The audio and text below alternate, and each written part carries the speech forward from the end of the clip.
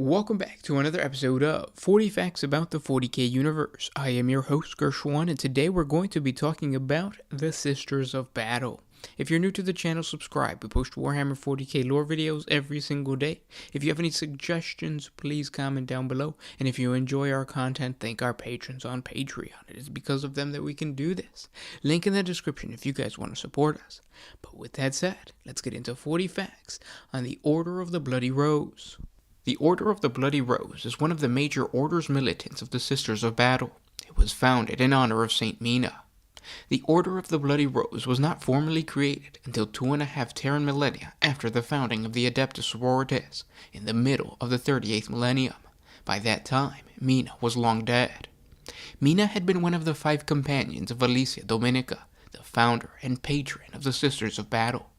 Mina was known as a dark and brooding sister, quick to anger and deadly in combat. She was martyred at the hands of a sanguinary chaos cult, the agents of which are said to have ambushed her at prayer in the small shrine on the Forge world of Hydrofer. None of her sisters were present, but it is said that when they came upon her body, the entire shrine was covered in the blood of her assailants, a score of at least 20, which lay dead around her own blood-drained form. It was Saint Mina's favorite flower, the red rose, which became the symbol of the order.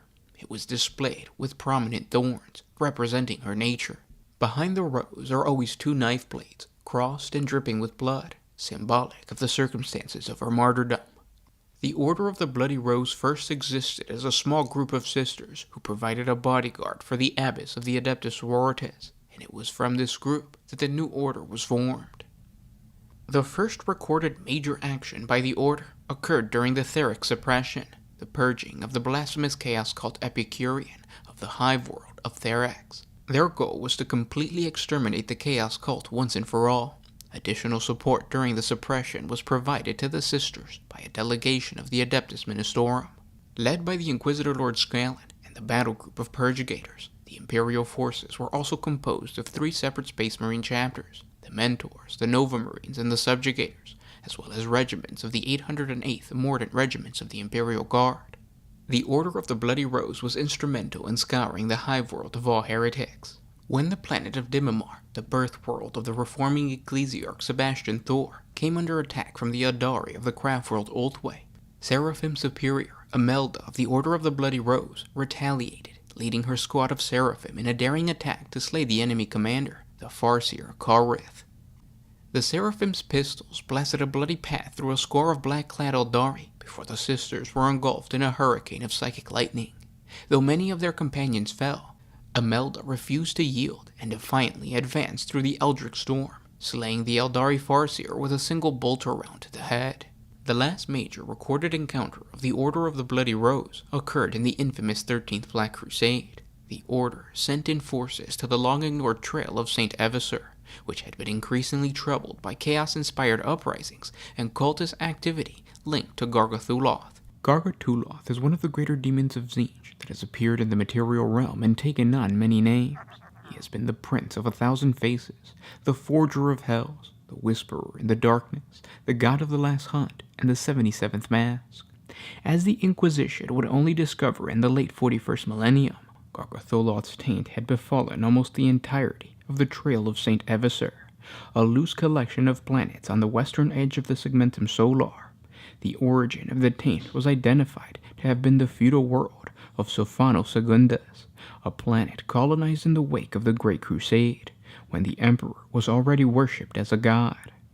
In the wake of the Emperor's entombment into the Golden Throne, a hence unknown figure, Missionary Crucian of the Missionaria Galaxia, settled on Sophano Secundus and began to preach the teachings of the Lectitio Divinatus, Lorgar's ancient tome, or at least this was what the Administratum was led to believe. In truth, Crucian was an ancient of Gargathuloth, a powerful psyker who over the following millennia fully corrupted the planet's society.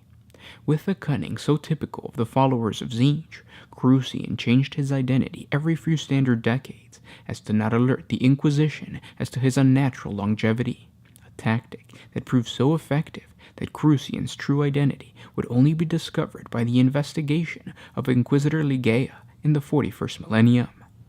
As he had done on the planet of Sophanos Secundus, Gargatholoth chose to infiltrate and corrupt imperial agencies, using the inner workings of the Imperium to spread his cult and the worship of Tzeentch. With Sophanos Secundus firmly under his control, Crucian chose one of his followers to serve as a simple administratum clerk on the neighboring world of Solshan 19, an agri-world that soon became the target of an orc invasion. The orcs slaughtered the planet's population, but Gargathol's pawn, undoubtedly protected by his Dark Master, was miraculously spared. The clerk's name was Kelcanis Everser, and within a few short standard years, he became the lauded Saint Everser, from which the Trail of Saint Everser would eventually derive its name. Refusing to be reassigned to another post, Kelcanis Everser became a popular figure for the hard-working and oppressed masses of the Imperium, for he had been a nobody elevated to the rank of true greatness. Although never officially canonized by the Adeptus Ministorum as an imperial saint, Everser soon was referred to as Saint Everser, his status seemingly confirmed by the many miracles he accomplished during his travels across the region.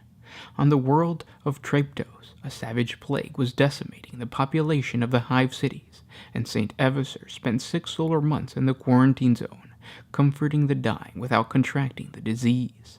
On the Forge world of Magnos Amicron, Saint Everser convinced the mutant slave caste that had taken up arms against the Mechanicus overlords to lay down their weapons and willingly return to work.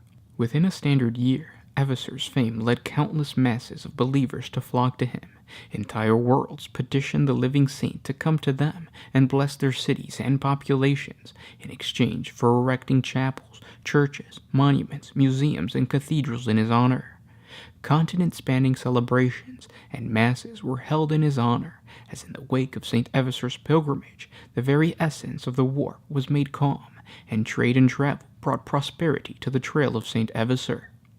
When the unproclaimed saint eventually died, the Adeptus Ministorum buried him on the hive world of Volcanus Ultor, allowing time to slowly erode the memory of the saint that was not. Gargatholoth had successfully manufactured his own imperial saint, a powerful relic he could corrupt and thus re-enter the material realm. Worse yet, on every world visited by St. Everser, hidden chaos cults began to blossom, until Gargatholoth's influence had spread to each and every world on the trail, and even into the Imperial Adepta, such as the Adeptus Administratum, and even the Inquisition itself. As the 13th Black Crusade drew near, Gargatholoth buried his clutches deep within one of the Imperium's finest, Inquisitor Gothlic Rensar Velinov of the Ordo Malleus, the very agency charged with tracking and banishing the demonic servants of chaos. Valinov's corruption served 2 purposes. First, to steal an original edition of the famed Codicium Aeternum, the Ordo Malleus's repository of knowledge concerning the true names of those greater demons encountered by the Grey Knights and the Inquisition. And second, to convince the Grey Knights to deliver the final relic needed for Gargatholoth's rebirth, the weapon that had slain him on Corion 9, the Sword of Mandalus.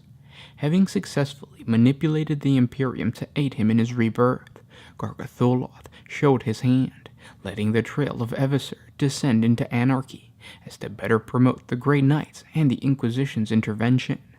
Through a carefully orchestrated escalation of conflict, Gargatholoth ensured that the Grey Knights would play the role he had chosen them to play, to deliver the final element that would allow him to return to real space. As Gargatholoth's time of rebirth grew imminent, his puppet, Valinov, used the secrecy the Grey Knights shrouded themselves in to turn Volcanus Ultor's loyal Imperial defenders against those who sought to prevent the prince's return. Malinov was able to convince the Imperial Navy, the Imperial Guard, and even Canoness Ludmila of the Order of the Bloody Rose that the approaching Grey Knights were a force that had to be destroyed, forcing the members of the chapter, under the command of Justicar Alaric, to slay countless valiant Imperial soldiers in order to reach St. Everser's grave. The resulting fraternal bloodshed further added to the potency of the chaotic ritual. In the end, Gargatholoth's millennia-long scheme bore its fruit, as the Sword of Mandalus struck down the reanimated corpse of St. Everser. The barrier between the Materium and the Immaterium was sufficiently weakened to allow Gargatholoth's return. Saint Everser disintegrated into a gigantic column of ever-mutating flesh, a towering monstrosity that surpassed even the mighty spires of Hive Superior in height. The column of flesh bore thousands and thousands of shrieking faces, giving credit to Gargothuloth's surname as the Prince of 1,000 Faces. Gargothuloth had won. Despite their best efforts and their great sacrifices, the Grey Knights had not been able to prevent Gargothuloth's rebirth onto the material plane. Yet in the very moment of his great triumph, the demon was also brought low. Confident that his trap and the knowledge of his plans would drive any mortal insane, Gargothuloth had thought he had disposed of Inquisitor Legaia, turning his fellow Inquisitors and the Grey Knights she had fought alongside against her. But Gargothuloth had failed to consider Legaia's own gift as an Infocite. Infokites are incredibly rare breeds of psychers, especially in the extraction of information and the divination of meaning.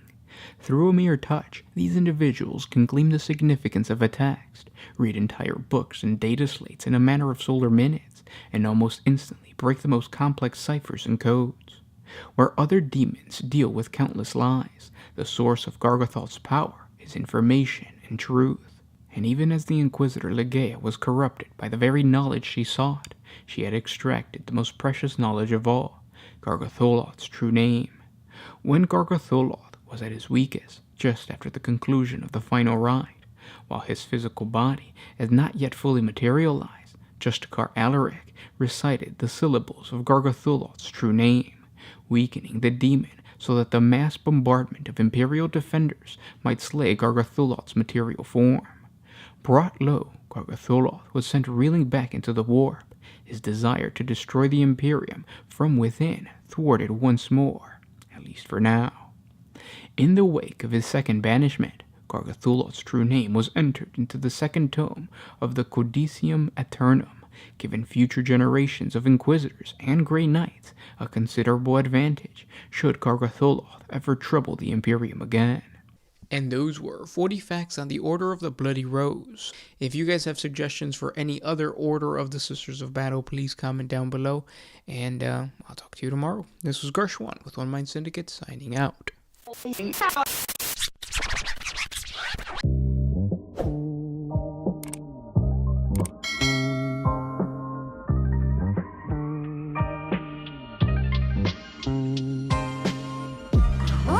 used to put my freedom first in any situation.